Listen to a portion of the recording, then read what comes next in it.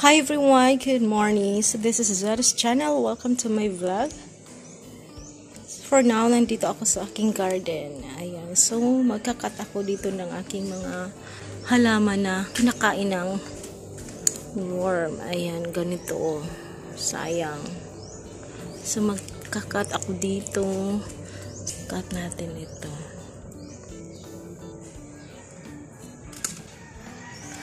Ayan, so kukunin natin itong medyo lumalaki na itong aking halaman, guys. Ito pala na halaman is humalumi na itong ayan. So linisin muna natin ito.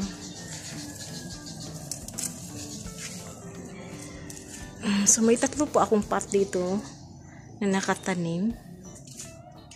Andyan. So medyo na inuubos na ng worm. Alam ko may worm dito. Mag-hunting tayo. Wala na dyan. Baka lumipat dito sa hindi sirang dahon. So, medyo naubos na. Masaya din talaga sila, no? Kumakain. So, minsan, kailangan din natin silang pagbigyan. Kailangan pagbigyan. Oo. Ayan, so ito putulin natin. Uy, may nakikita ako. Ganito pala yung kanyang bulaklak. Ito. Closer natin. Hanggang ganito ang kanyang bulaklak. Paganda. First time ako nagkaroon ng ano. Humaluminang na may bulaklak. Ayan. So, alam nyo guys, yung mga halaman na magkakaroon ng bulaklak. Hindi siya bihirang namumulaklak talaga. Swerte daw yun. Oo, swerte daw yun. Sabi ng mga matatanda. So, ito kailangan ko na siguro itong putulin. So, dito pa marami pang may mga sirang dahon.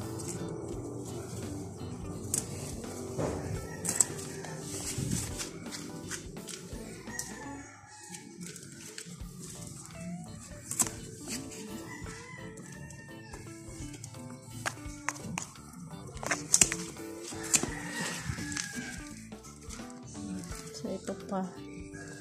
Nasira na yung dahon niya. Cut na lang natin.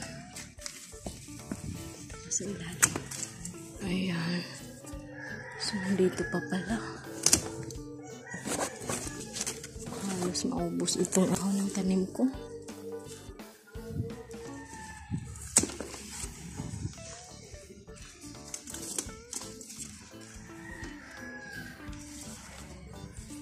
Kunin natin yung mga damo. Parang konti na lang matira nito.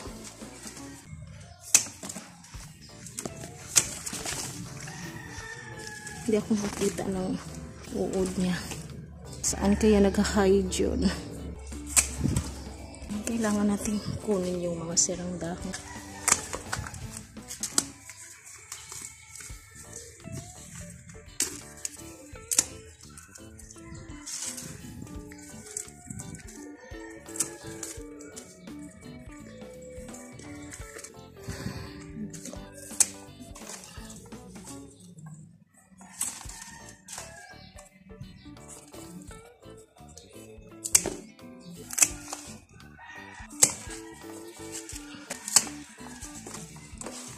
Wala nang natira. Kunti na lang.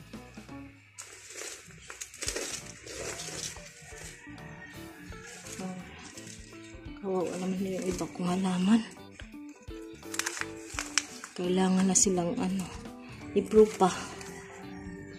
Palitan ng pot. Ayan, katulad nito. Philodendron. Ito fire. Fire na philodendron. Ayan.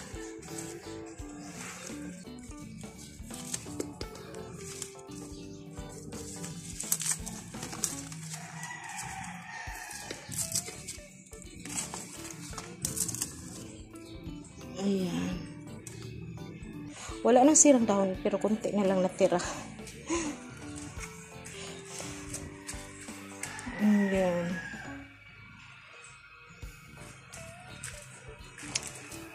So, ulitin ko kanina guys, itong humalumina na halaman.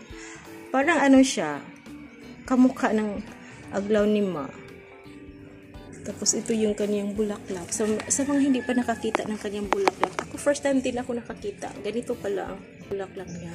Ayan. Abangan ko ito kung ano pang magiging ano niya. Mahaba ba ito? Okay. So, ito ang ma-share ko sa inyo ngayong umaga guys. Cleaning my plants. This one is called Humalumina. Yan talaga yung specific niya. Humalumina. Para siyang gabi-gabi, no? Ito guys is area plants. At saka indoor plants din ito. Oo. Ang ganda ng kanyang dahon. Dati kasi sobrang malaki ang mga dahon nito. Pero ngayon parang lumiliit siya. Kasi nagmamature na din siya. Oo. Tingnan niyo yung ano niya. Katawan niya. Ayan. Ito may mga babies. Pwede natin silang kunin at ilagay sa ibang pot. Mature na din ito. Kaya siguro ganito. Medyo di na gaano kalaki yung kanyang dahon. Humalumina plants. Oh. Ganda ng shape ng kanyang dahon. Heart. O, diba? I love heart. Super shiny. Kailangan na siya dagdagan ng kukupit cubes. Pwede basta any soil na mabilis siyang magdi-drain. Ay pwede dito. Pero yung akin ginagamit is rice hull. Nilagyan ko din ng kukupit cubes.